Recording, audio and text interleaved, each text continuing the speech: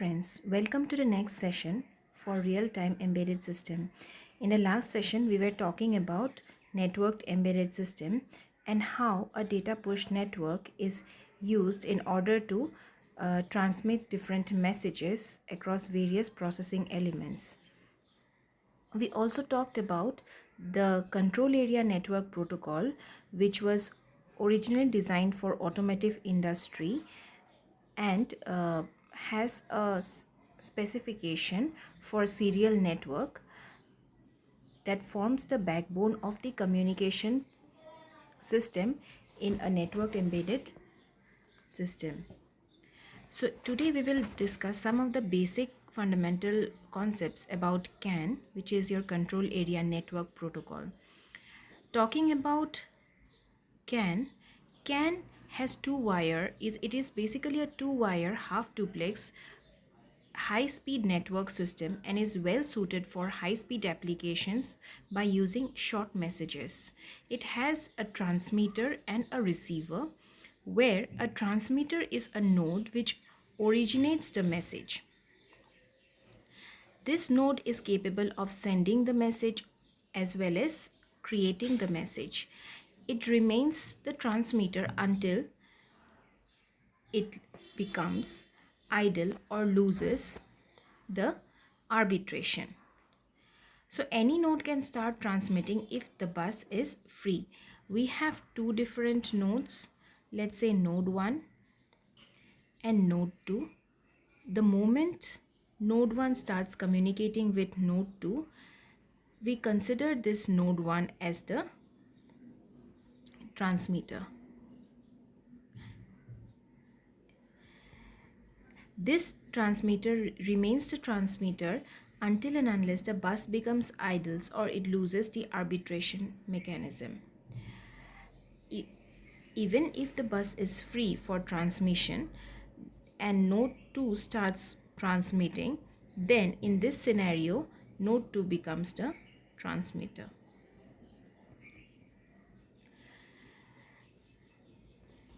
We then will talk about the receiver. The receiver is a node which is not sending the message and the bus is not idle. A node is called a receiver if it is not sending the message and the bus is not idle. So if we have two nodes, again node 1 and node 2. Node 1 is sending messages to N2. The bus here, it is occupied and the messages are getting transmitted. Under this situation, node 2 becomes the receiver. Now, the node 2 can become the transmitter at any moment of time if it starts sending messages. Then talking about messages, messages are basically information on the bus and it is sent in a fixed format messages of different but limited length. So we talked about the data push network. So this data push network will basically involve short messages and any type of longer messages will be needed to be broken up into smaller data packets so that it can be transmitted. This information is sent in a data format which we will be discussing later, but however for us to remember as of now, it is the information that is sent via the bus in a fixed format and of a limited length. Then we have the message routing. So each message is named by an identifier. This is basically an identification associated with each of the messages. It does not indicate the destination of the message but describes the meaning of the data so that all nodes in the network are able to decide by message filtering whether the data is to be acted upon by them or not. In the network, there might be several nodes available, and in that process, the message which is getting transmitted might be processed by N2 or by N3 or by N4.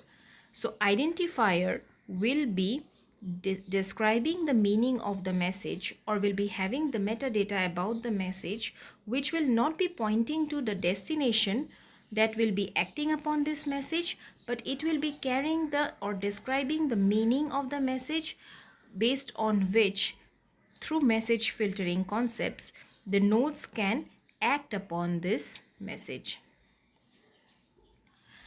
There are also priorities, since a lot of the nodes are working in order to find out which message is meant for whom. There has to be a priority associated with each of the message, so that during the bus access, the identifier can be able to point to the message priority, directly stating which message is meant for whom. So this static message priority is actually associated, or it is generated by the identifier itself, so that during the bus access, the nodes can actually find out which message to act upon.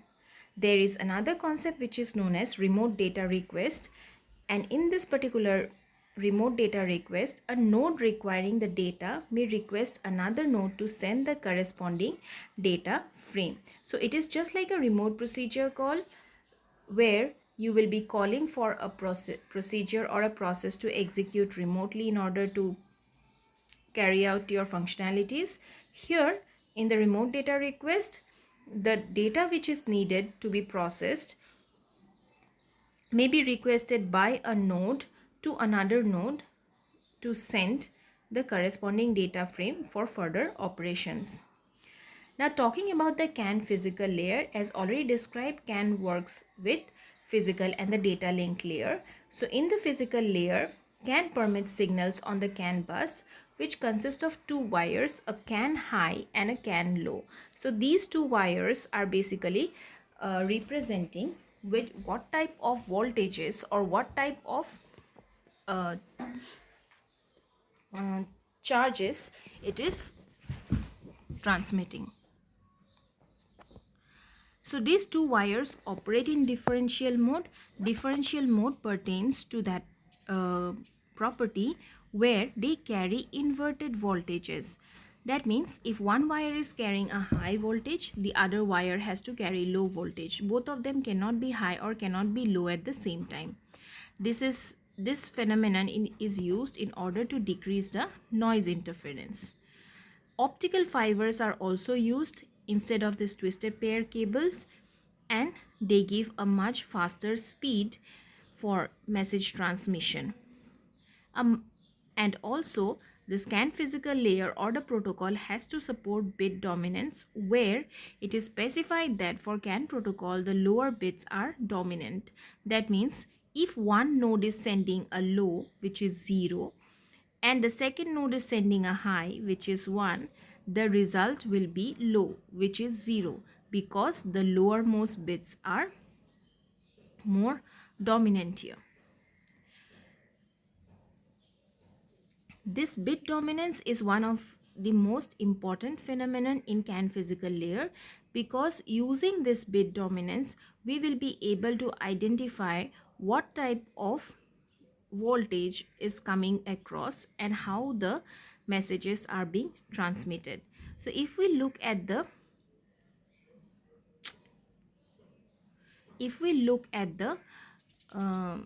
bit encoding for CAN protocols, so we can see it in this format. Let us say we have A, B and C, and this is the output. And for 3 bits, if we have 0, 0, 0, 0, 1, 1, 1, 1, 0, 0, 1, 1, 0, 0, 1, 1, 0, 1, 0, 1, 0, 1, 0 and 1. So for 3 bits, if we are using the bit dominance, then the lower bit will be more dominant as the output. So here, since we have zeros as one of the bits, that means one of the bits are low, that means all of this output will have zeros. And finally, in the last part, in the last encoding, if we have all the 3 bits as 1, so the last bit will be, the output will be 1. So this is the bit dominance property which is used by the CAN physical layer. So more often there is a negative voltage for one value and positive voltage for another. So this is basically the NRZ, which is your non-return to zero. We'll talk about non-return to zero in just one second. We'll talk about non-return to zero in our bit encoding scheme. So talking about the bit encoding scheme, we have already discussed this part, which is your bit dominance. And this bit dominance, as far as bit dominance is concerned, bit dominance basically relates to if one of the bits is sending a low, the resultant output will definitely be low. So for this we have certain bit encoding scheme which is followed by CAN protocol. So CAN protocol follows non-return to zero, which is, in short, it is written as NRZ. So this is a standard way of sending the digital data. There are two different voltages for 0 and 1 bits, and they always follow the differential mode, which is sending of inverted voltages, which means if one is sending a high, the other will be sending a low, right? So the voltage is constant during the bit interval and there is no transition, that is there is no return to zero voltage. We'll see about this with an example. If there is an absence of voltage for 0, constant positive voltage for 1. So absence of voltage means if low is denoted by 0, then a high will be denoted by 1. Now this can be reversed also if it is been encoded in that system. That means the vice versa is also possible. However, we have to remember that if one is 0, the other has to be 1, or if the first one is 1, the other has to be 0. Now, more often the negative voltage is for one value and the positive voltage is for another value. So this is your non-return to zero concept. There are fewer transitions on average because we do not have any sort of transitory values for this phenomenon. Either it is 1 or 0. So nothing in between. Because of this, lesser electromagnetic interference will be there, and it requires very less oscillator drift as well. This oscillator drift will need monitoring on bit period, as any change might produce erroneous result or faulty results. So we have to be careful when we are handling the oscillator drift. If there are no oscillator drifts, then it is not a problem. But if there are some oscillator drift, there would be some sort of changes in the bit period, and any such changes might produce some erroneous result. Now this will be clear if we look into an example. So if we are talking about the non-return to zero bit encoding scheme, so if there is an original bit stream which is represented in this form, let's say 0 1 0 0, there are 6 ones here, then 2 zeros, 1, and 3 zeros, and then 1. So there is no transition initially within this particular 6 bits. Okay, so 7 bits are basically represented as 1. So there is no transition. However, now what happens is, when the processing elements are communicating with each other, there will definitely be a clock drift. So this clock drift will happen when the processing elements are trying to communicate with each other. So if there is no such communication between the processing elements and no such clock drift, this will not be necessary. However, if in the presence of a clock drift which is resulted from the communication between the processing elements, there will be problem, because maybe here we might face the clock drift. So when we are talking about the clock drift, we will lose out on the rest of the bit streams, and we will read this entire sequence as just 5 ones instead of 7 ones that are present. So what we can do here is, or what your CAN protocol does here is, an opposite bit is stuffed so that the clock can be synchronized. So an opposite bit, which is 0 in case of this bit stream, 7 ones, wherever the clock drift has occurred, an opposite bit is stuffed inside that particular sequence so that the clock can be synchronized. And whenever the receiver receives this, it is understood that within a sequence, if there is a opposite bit which is stuffed, that means there is a clock drift which is happening. So CAN protocol will be addressing the problem of clock drift with non-return to zero bit encoding scheme, where the bits are sent in an order where it is not what do you call that, it is not where the bits are sent in a scheme which is inverted in nature, or the voltages are sent which is inverted in nature, and they use bit stuffing to solve the clock drift problem. So these two are two basic points which we should remember, which CAN helps to address, but through which the CAN helps to address the problem of clock drift. So this is all for today. In the next class, we will be discussing some more of these concepts.